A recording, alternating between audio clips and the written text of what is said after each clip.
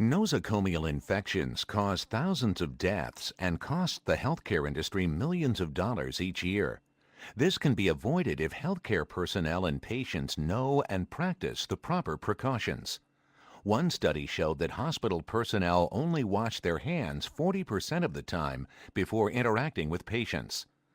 The first goal of a healthcare professional should always be the health of the patient.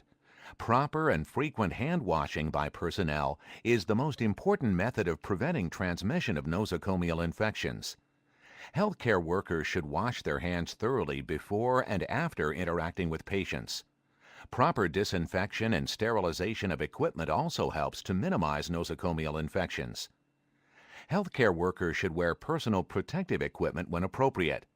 Catheters, intubation devices, and needles should be sterile, preferably single-use disposable devices, and should be inserted using aseptic technique. Contaminated material should be disposed of promptly and properly. Healthcare personnel should not come to work sick. Most importantly, all healthcare employees should receive periodic training in the proper precautions for infection control.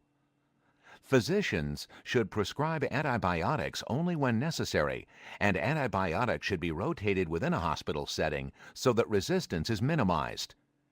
Invasive procedures should be performed only when necessary and using aseptic technique.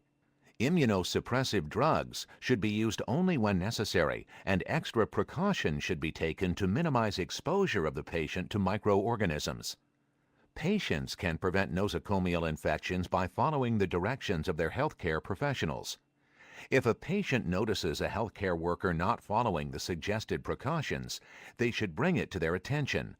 Proper cleaning and hand washing is important for patients also.